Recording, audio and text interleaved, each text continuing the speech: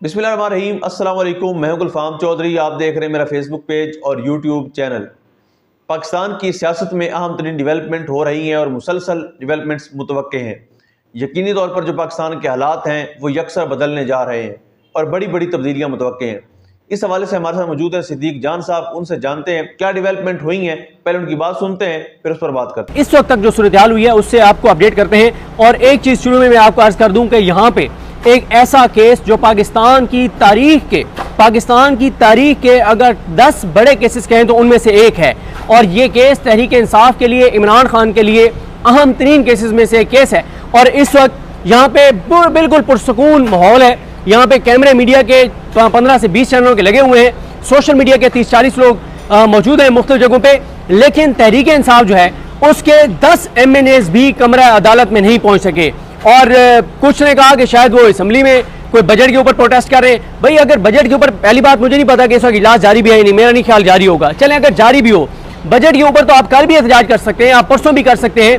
लेकिन supreme court में ये जो टाइम चल रहा है ये आखिरी टाइम है।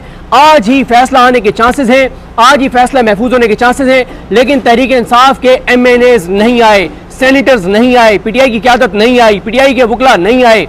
वजह यह है कि आपको पता है कि वो शेख रशीद साहब कहा करते थे कि मुनव्वर ज़रीफ की एक फिल्म है, उसमें एक डायलॉग था कि मैनू आंखें लगने का शौक है। और PTI की इस वक्त जो क़यादत है, इनके जो MNAs हैं, इसलिए मैं इनको कहता हूँ कि ये PTI की लेला क़यादत है। इसलिए मैं कहता हूँ कि PTI के ये जो अरकान असम्बली हैं इमरान खान के नाम पर वोट लेकर, और सबसे बड़ी इमरान खान की कमजोरी भी यही बन गई है कि इमरान खान के नाम पे जिनको वोट पड़ा है वो अब ऐसी कोई चीज करने को तैयार नहीं है जिससे उनकी सीट जा सके, जिससे वो डिस्क्वालीफाई हो सके। तो वो बड़े ताबेदार हैं यहाँ पे। जो अब तक मैं और भी शायद कुछ नाम हो, एंड में सारे नाम बता दूंगा, लेकिन मेन जो नजर आए वो शाहिद खटक, आदिल बाज़ई और साहबजादा हामिद रजा नजर आए। इसके अलावा PTI के MNAs और मरकजी क़यादत कमल जोसेफ, क्योंकि वो उनका केस है, वो भी मौजूद है। लेकिन जिस बड़ी तादाद में PTI के MNAs को आना चाहिए था, वकला को आना चाहिए था, यहाँ के प्रेस कॉन्फ्रेंसेस करनी चाहिए थी, शोर मचाना चाहिए था, नैरेटिव बनाना चाहिए था, आवाम को बताना चाहिए था, शोर मचाना चाहिए था, लेकिन PTI ऐसा नहीं कर रही। बाकी सुप्रीम कोर्ट की सूरत हाल आपके सामने है कि सुप्रीम कोर्ट ऑफ पाकिस्तान की छुट्टियां हो चुकी हैं। छुट्टियों के बावजूद 11 जजेस ये केस सुन रहे थे और उन 11 जजेस में से भी एक जज रिक्यूज कर गए हैं, अब 10 रह गए हैं। और अदालती छुट्टियों में मैंने नहीं देखा कि कभी आम साइलिन का case justice Aminuddin Khan, justice Mohammad Ali Mazhar, justice Hasan Azhar Rizvi, ये सारे बैठ के कभी अदालती छुट्टियों में जमाल खान मंदोखेल, मुस्तरद हिलाली, ये बैठ के और कभी अदालती छुट्टियों में इस तरह से लंबी लंबी समातें कर रहे हो, जो वो इस वक्त नून लीग और पीपल्स पार्टी को PTI से सीटें छीन कर देने का केस जो है वो सुन रहे हैं। उसके अलावा आज जुमे का दिन है, 1 बजे जुमे की नमाज होती है सुप्रीम कोर्ट में, उससे कुछ मिनट पहले तक जजेस सुकून से बैठ के समात करते रहे और उसके बाद 2 बजे दोबारा आके बैठ गए हैं।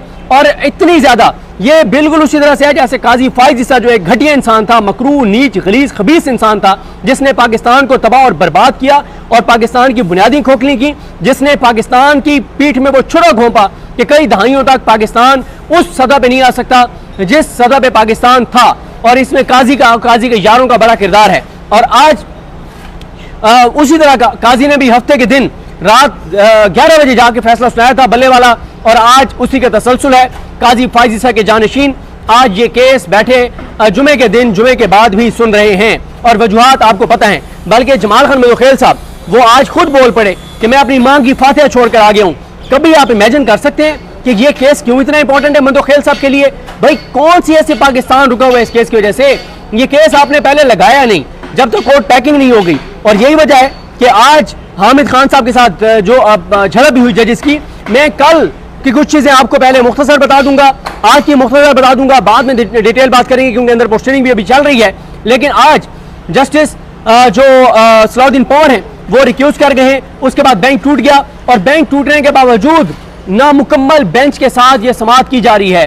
पहले तो लॉजिक और बयान की गई, आज वो लॉजिक भी नहीं रही। वो लॉजिक क्या थी? देखें, पहले ये बना 13 रुकनी बेंच। पहले तो इसके ऊपर एतराज ये था कि ये वो बेंच है, ये वो बेंच है जो जिसमें से अक्सरियत जजेस वो थे जिन्होंने वो केस मेन सुना ही नहीं था।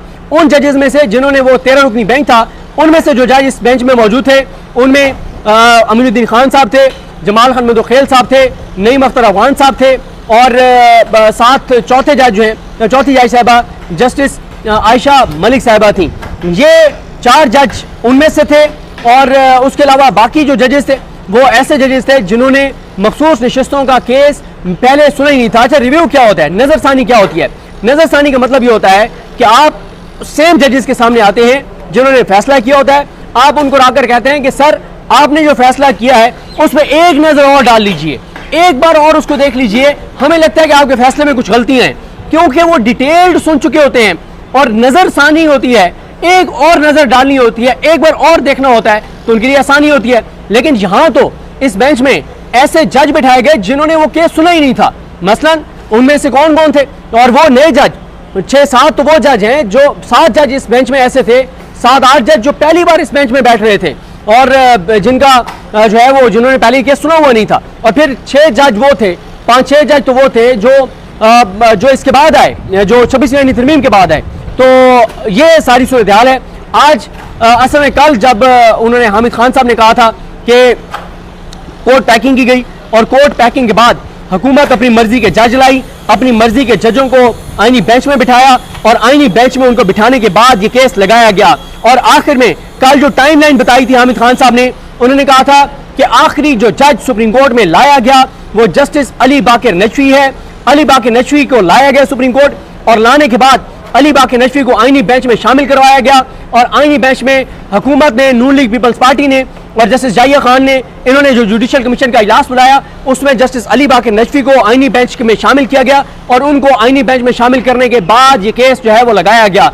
कल हामिद खान ने जो तारीखी दलाइल दिए वो इसलिए तारीखी है कि पाकिस्तान की अदालती तारीख में शायद ये पहला वाक़या है कि लाइव प्रोसीडिंग में अदलिया को इस तरह से बेनकाब किया गया है, जुडिशरी को इस तरह से उनका जो गठजोड़ है हुकूमत के साथ उसको बेनकाब किया गया है। और कल बाद में जाके जजेस को समझ आई कि हमारे साथ तो बहुत कमाल वारदात हुई है, हमारे साथ तो वारदात तो नहीं कह सकते, आप कह सकते हैं कि हमें तो हमारे तो जो हमारा गठजोड़ है उसके ऊपर से पर्दा हटाकर बेनकाब करके और पूरे पाकिस्तान को लाइव जो है वो हामिद खान ने दिखा दिया है।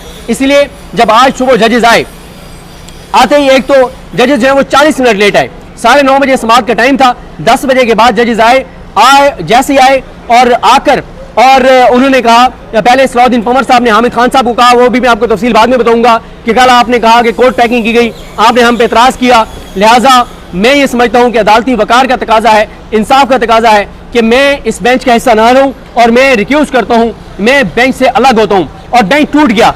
अब एक बात ये याद रखें, अच्छा शुरू में एक चीज आपको अर्ज कर दूं कि हो सकता है जब ये वीडियो आप देख रहे हो तब तक फैसला महफूज हो चुका हो, शॉर्ट ऑर्डर भी आ चुका हो, कोई बईद नहीं है। जिस तेजी से, जिस मौसम स्पीड पे जजेस चल रहे हैं, ये आज फैसला आ सकता है। अच्छा, अब मैं आपको बताता हूँ सलाउद्दीन पंवर साहब के बारे में। सलाउद्दीन पंवर साहब जब सुप्रीम कोर्ट में एलिवेट हुए तो मैंने उनकी बहुत ज्यादा तारीफ की, मैंने बताया कि जो हमारे सिंध हाई कोर्ट के रिपोर्टर दोस्त हैं। जी बिल्कुल, जिस तरह से आपने सिद्दीक जान साहब को सुना कि आइंदा आने वाला जो हफ्ता है, ये चंद दिन है, ये पाकिस्तान की सियासत में कितने अहम है और इसमें जो पाकिस्तान की सियासत है उसमें कितनी बड़ी तब्दीलियां मुतवक्के हैं। अल्लाह पाक वतन अजीज़ का हामी व नासिर हो। पाकिस्तान जिंदाबाद।